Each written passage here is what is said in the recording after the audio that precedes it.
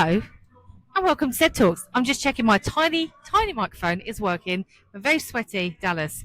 I'm joined by my fabulous friends and colleagues, Sam Eaton Hello. and Sam O'Neill. Hi. And we were just having a really nice conversation about connection. How did we meet? So I met you 4 years ago at a networking event, and we started talking, and then life changed, and we talked some more, and now we work together. Now we're in freaking Dallas. Cowboy country. Hang on a minute. I feel like I want to say Jock, JR. Who's the other one? Bobby, Sue Ellen. The Dallas theme. Yes. Like, who is it? It's been. I'm showing my age. Oh my god, I'm I so used to showing watch my that age. show. Right? I don't remember a lot of the characters. Dynasty, Dallas, right? Yes. Yes. Yes. So- Friday nights. Yes. Yes. And now I want to sing Beyonce. This in Texas. Woo! Anyway, right, I'm getting carried away. Sorry. Right, so 4 years ago, Sam and I met. This is what happens when you just get together and chat, right? This is the intention. So then, how did you two meet? Well, so I think you and I met. You and I met first, and then you introduced me to Zoe. Yes. Yes. So most of life has happened thanks to LinkedIn. Still networking, right? Still networking, but you can't beat the power of in person. So you came through the business club and I mastermind, did. and then she did so well. I bribed her to join me. You did. And then we started traveling together. And then you introduced me to Zoe. And then we've been doing virtual meetings at, my time at 6 a.m. And it's your time at noon, 11 o'clock in the morning. So you guys have seen me right out of bed drinking coffee. And you've met my family because they've jumped on the call and been like, hey. But this is the first time that the three of us are together in person. I mean, we've traveled together, but this is the first time that we've met in person and that the three of us are actually together because you guys have been in person before. So cool. So Sam and I live about an hour away from each other in the UK at the moment because everything's subject to change these days, and we like a bit of roaming this globe, so we just roam the globe. That's why we're in Dallas. So yeah, it's beautiful, and we were just talking about how nice it is, the three of us, because we've done the virtual stuff, that we're actually together. Now you can probably hear a bunch of stuff going on in the background because there is people all around us setting up for what is Disrupt HR Dallas 2025 right now, happening live as we speak now, and we have nearly 90 people coming. Well, we've actually got over 100. We've actually got over 100 now. Oh my god. That's Is that amazing. half the Seriously? press? Oh That's my god. amazing. Yeah. Like, that's incredible. So when we're reflecting, because we started this conversation, I was like, hang on a second, I think I need to record this. And why is it so important? Because I suppose from a perspective which I come from is I work with a lot of tech. Tech is amazing, and we need it. We can't survive without it now. Our businesses wouldn't, our relationships around the world wouldn't be as solid as they are. But there is nothing that beats something in person, right? So you two have travelled quite a bit together. Yeah, yes, we have.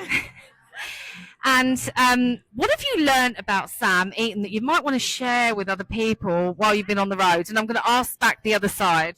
Oh my goodness. What have I learned about you that I can actually share? Ooh. Oh wow. Spill the tea. Spill the tea. Spill the tea. Little bit Let's scared. see. That you are not as organized as everyone thinks you are. This morning you couldn't find your socks. How rude. You couldn't find your socks this morning. You looked for a good 5 minutes until I almost gave you a pair, and then you found them. So you're not as organized as people think you are. I'm just saying. Maybe, so business-wise. Outside of work, she's right. Outside of work, yes. Yes. Yes. This one, Uh-oh. when she comes out of a elevator, you see. Yep. So if you're meant to go right, she'll always go left. And she does chase people down corridors who have ice cream. No, so let's explain that. So every time we're in the elevator and the door opens, I think it's our floor. So I just walk out. So where does the ice cream come from, Sam? Where were we? We were in Denver. We were Denver. in Denver, and we might have had a drink or two. And there was this couple in the elevator, and they had ice cream, and it looked really good. And I wasn't really chasing them for their ice cream. I walked out of the elevator thinking it was our floor, and it wasn't. I was there going, Sam, Sam, Sam. I forgot about that. Yeah, I didn't forget. And to be fair, Yes. we were traumatized because we'd been to this event and it was Work Human and they had this stand and we thought, oh my God, they've got these lovely cupcakes and everything else. So we went over, they were freaking socks. Oh, that's right. It was not ice cream. It was socks. Yeah. So socks, elevators, okay. It's a thing. So Yeah. this morning we were at breakfast, right? So we go across the road from the hotel. It's called Benedict's. It's very nice if you're ever in the Dallas area, right? Anyway, because I have needs. I have serious needs when it comes to food. So I am fussy. Anyway, so we go this morning and these two, Sam and Sam, are like, well, maybe that one without that. Maybe that one without that. And of course, what do? They share food. They share food. So We I'm do like, it all the time. And you know why? Because it keeps us slim. well, there is that too. Sort of, So you know. for anybody that's listening that's not in America, and I do not mean to be in any way rude to an American, but the portion sizes are extra. And I'm like, wow, okay. So these two, they don't even probably need to talk about what they're eating. They just kind of share, which is really cute. It's really cute. And so with that said, knowing that you haven't known each other that long, not really, not in the grand scheme of things. How long have you known each other? Year and a half. Yeah, year and a half. Yeah, about a year and a half. About a year and a half. Okay, Right? so Yeah. they know 'Cause each I other. opened my business about a year and a half ago. So it's been about a year and a half. Yeah. And this goes to show that when you are in proximity with people, your relationships will accelerate like extreme, extra, intense. And there is no better way to do that than coming to in-person events. And I make a prediction that with AI, with technology, that in the next 3 to 5 years, everybody will be stampeding to everything in person. So it's so important that we stay so connected these days. What do you think about that, ladies? Totally agree. It makes such a big difference. And even when we have our virtual calls after we meet people in person, the connection is just stronger. It really is. Yeah. And there's the tone of the whatever you're talking about kind of changes a little because you just put it all together. It makes a big difference. Yeah. Yeah, and I think, we made the commitment last year to be out on the road pretty much permanently, to see our clients, to really talk to them, to get that sense, when they're not telling you something, it's like, and to really hear what people want from us. How can we support them? How can we meet you where you're at? What do you need from us? How can we help you be successful?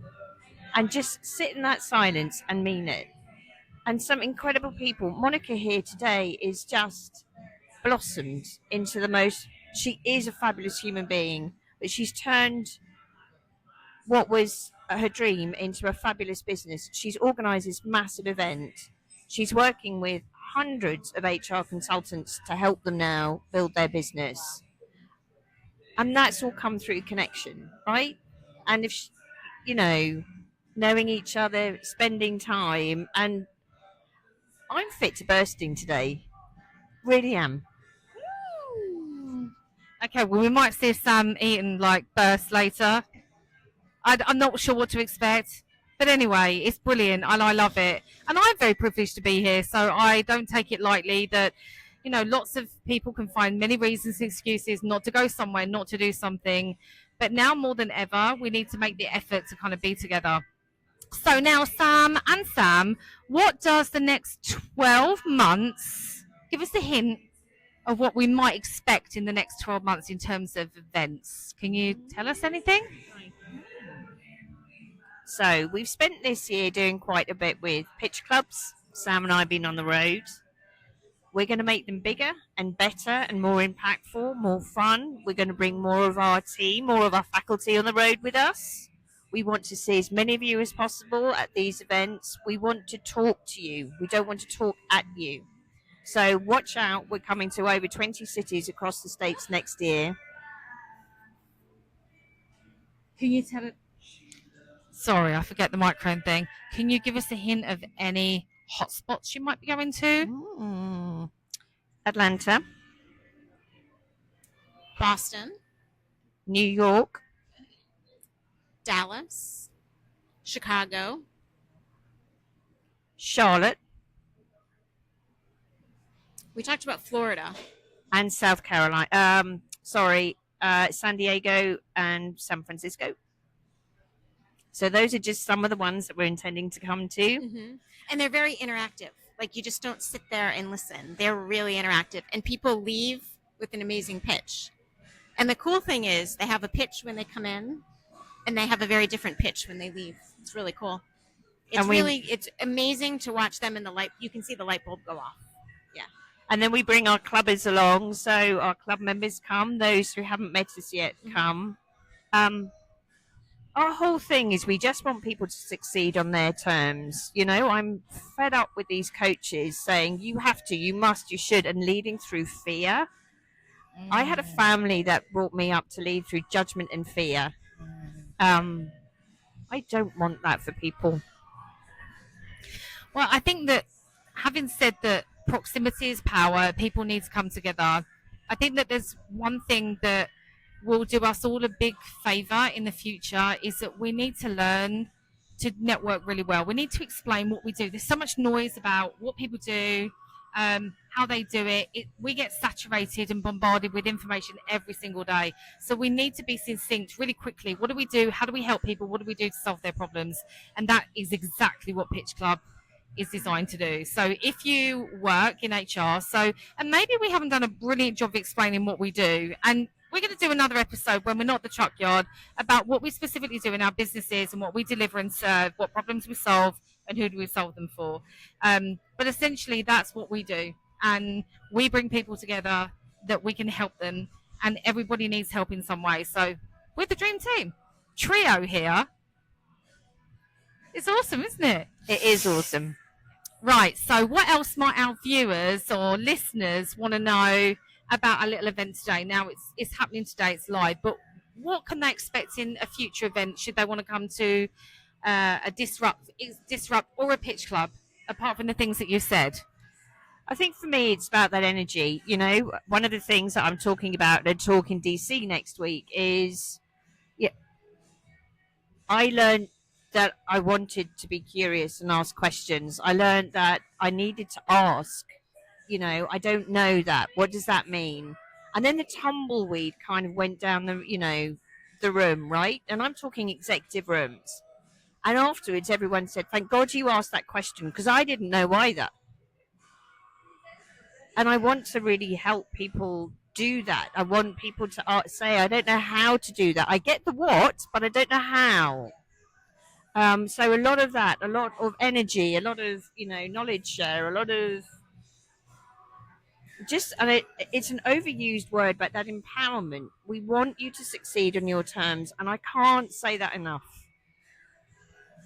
I think too, it's that community, right? And that's one of the biggest things is you watch people truly bond in front of you, and they are vulnerable and they let their guard down, and everyone is truly genuine and supportive, right? There's no competition. I remember people were like, when I first joined the business club, people were like, well, we all kind of do the same thing. And we do, but we all have specialties. We're all in different locations, but everyone is truly supportive of one another. And that's really what a lot of people enjoy most about the business club. We learn things, we share information, we share ideas, and we bounce things off of one another. But at the end of the day, we're all in this together. And I love the community and the support that everyone gives each other. What a note to end on. So from Dallas, and actually the truck yard in Dallas, I'll leave you with two things. Community is also nothing without connection. And if you are not plugged in and you are not connected, you will only go so far on your own. So get yourself some buddies like I have. And I know that you're jelly and that there's a little bit of FOMO, but you might want to check out some of the things that are happening, follow our journey, because there's a lot more to come. So over and out from us. Thank you, ladies. Thank you. This was super spontaneous, right? So anyway, thank you, and I'll see you next time. Bye, everyone. Hello, it's me. I'm here in Dallas, yes, Texas, USA, and you can probably hear some tunes in the background because I'm in a place called Truck Yard in Dallas. Why am I here? Because it's time. It's time to be in person with people, to connect with them, and just to have that heart math, that proximity, because it's really important in a technological world that we have to make time for connection. So that's why I'm here. Welcome to ZED Talks. Yes, I'm Zoe, aka Zed, and I am doing a slightly different ZED Talk today. It's a very reflective one, and I don't have any special guests right now, but you will see some as I do this compilation. So this is the only ZED Talk that will be edited because I'm knitting together a few videos. And yes, I work in AI, and yes, I work with AI, and yes, I work in tech. But this connection, this community that I'm here with, and any in-person events trumps technology. I mean, technology enables us to keep connections, and it enables us to do work quicker, faster than ever. But work is not the be-all and end-all. Love life outside of your career, outside of your business, outside of work. Because people are people, and they're more important than any job and any cent, dollar, euro, pound in my world. And you may disagree with me, and that is absolutely okay. Last couple of weeks, there's been some really tragic events in the press. And I'm not going to talk about them specifically because it could be very triggering for some. And I don't think we need to point out and highlight and point fingers and blame.